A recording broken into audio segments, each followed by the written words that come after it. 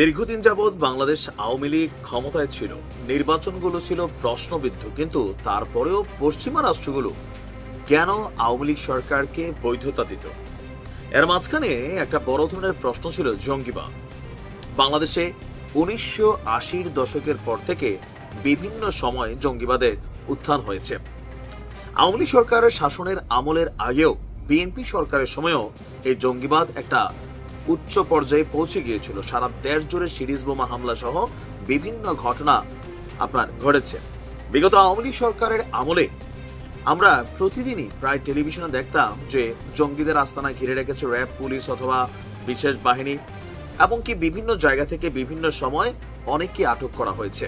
তবে আটককৃত যারা আছেন সকলেই কি জঙ্গি ছিলেন?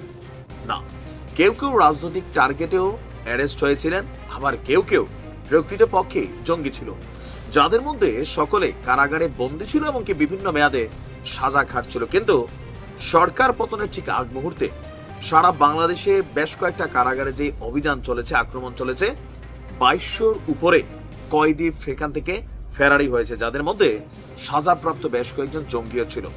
আবার সরকারের প্রেক্ষাপট পরিবর্তনের পর গত 5ই আগস্টের পর থেকে জঙ্গিবাদে অভিযুক্ত, সন্দেহভাজন এমনকি সাজাপ্রাপ্ত এমন 300 জন মুক্তি পেয়েছে বিভিন্নভাবে। আর এই যে তারা মুক্তি পাচ্ছে, এর পরিপ্রেক্ষিতে বিভিন্ন ঘটনা বাংলাদেশে ঘটছে। তো এগুলোর সাথে কানেকশনটা কোথায়? এ নিয়ে আন্তর্জাতিক গণমাধ্যম বিবিসি তারা কিন্তু একটা রিপোর্ট করেছে। আর এই রিপোর্টটা ডক্টর মোহাম্মদ ইউনূসের সরকারকে এক ধরনের চাপের মুখেই ফেলার জন্যই কি করা হয়েছে, নাকি প্রকৃতপক্ষেই একটা নিরপেক্ষ প্রতিবেদন করা হয়েছে? কেউ কেউ বলছেন সরকারকে আন্তর্জাতিক কাঠগড়ায় দাঁড় করাবে এই ধরনের রিপোর্টগুলো। তারপর গত কয়েকদিন যাবৎ বাংলাদেশের বিভিন্ন জায়গায় আমরা যেই প্রতিবাদগুলো করছি, সেখানেও ধর্মপ্রাণ মুসল্লি বা মুসলিম জাতি হিসাবে দাড়ি চুপির পরিমাণটাই সামনে বেশি আসছে। এগুলো থেকেও নানান ধরনের অবস্থান হচ্ছে। অপরদিকে ভারতে আসা মার্কিন গোয়েন্দা প্রধান তুলসী গ্যাবার্ড বাংলাদেশকে নিয়ে যে বক্তব্য দিয়েছেন, ভারত প্রতিনিয়ত যে বক্তব্য দিচ্ছে, এগুলো থেকে বাংলাদেশকে এটা জঙ্গি রাষ্ট্র হিসেবে সাজানোর জন্য অনেক কিছু কিন্তু আয়োজন চলছে, আবার কিছু কিছু ক্ষেত্রে ঘটনাও ঘটছে। আসুন বিবিসির রিপোর্টটা কি বলছে। আপনার বাংলাদেশে 5ই আগস্টের পট পরিবর্তনের পর জঙ্গিবাদের বিভিন্ন মামলায় অভিযুক্ত শত শত ব্যক্তি জামিনে মুক্তি পেয়েছেন।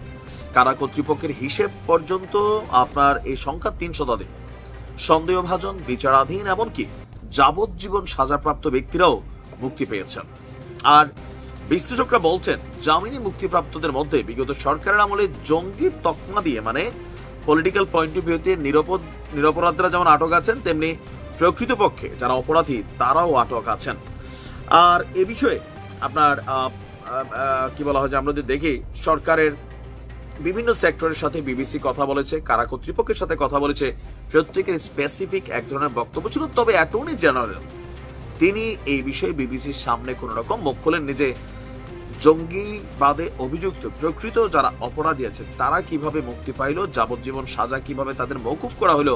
এই প্রশ্নগুলোর জন্য অ্যাটর্নি জেনারেলকে বিবিসি যখন ফোন করেছে তিনি কোনো উত্তর দেননি। তবে কারা কর্তৃপক্ষ বলছে ভাই এখানে রাষ্ট্র আইন মেনেই তারা বের হয়েছে। আবার পুলিশের পক্ষ থেকে বলা হচ্ছে যারা বের হয়েছে এদের মধ্যে অনেকেই তওবা করে বের হয়েছে। ছোটখাটো ভুল যেগুলা করছে অনেকে বুঝতে পারছে যে না, এগুলা তাদেরকে ব্রেইন ওয়াশ করা হয়েছে, তারা তওবা করে ভালো জীবনে ফিরে আসছে। আর যারা ফেরারি তাদেরকে ধরার জন্য পুলিশের অভিযান চলছে।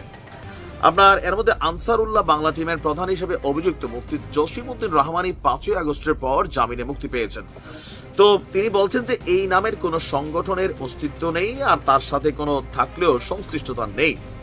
গত 8 মাসে আপনার যারা জামিন পেয়েছেন তার মধ্যে হত্যা মামলায় সাজাপ্রাপ্ত ব্যক্তি রয়েছেন, যেটি নিয়ে সেই পরিবারগুলো হতাশা প্রকাশ করেছেন। আর আমরা যদি দেখি আপনার এখানে বলা হচ্ছে যে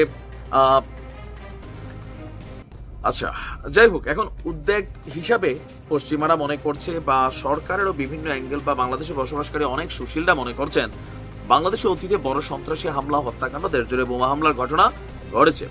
আর কিছু কিছু ঘটনায় আন্তর্জাতিক জঙ্গি সংগঠনগুলোকে এর দায়ও স্বীকার করতে দেখা গেছে। তো এই কারণে হোলি আর্টিজন থেকে শুরু করে ব্লগার, লেখক, প্রকাশক, শিক্ষক, বিদেশি নাগরিকদেরকেও হত্যা করা হয়েছে। আর এর ফলে এখন ডক্টর ইউনূসের সরকার আসার পর এই যে যারা মুক্তি পাচ্ছে তাদের মুক্তি নিয়ে কিন্তু প্রশ্নের জায়গাটা তৈরি হয়েছে। নিরপরাধ যারা তারা মুক্তি পাক, কিন্তু প্রকৃত যারা অপরাধী, সাজাপ্রাপ্ত বা প্রমাণিত, কোনো না কোনোভাবে এদেরকে মুক্তি দেওয়াটাও কিন্তু আসলে ঝামেলার।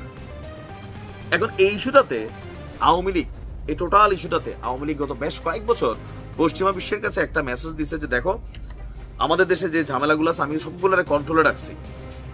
পশ্চিমা বিশ্ব মনে করছে ফাইন, সরকার থাকুক, আমরা বৈধতা দিয়ে দিচ্ছি। এখন ডক্টর মোহাম্মদ ইউনূসের সরকার আসার পর এখানে বিভিন্ন রাজনৈতিক দলগুলোর রিপোর্ট আছে, আপনার হচ্ছে চাপ আছে, বিভিন্নভাবে অনেকেই মুক্তি পাচ্ছেন, পানির মতন মামলা খালাস হয়ে যাচ্ছে। এটা হয় বাংলাদেশে।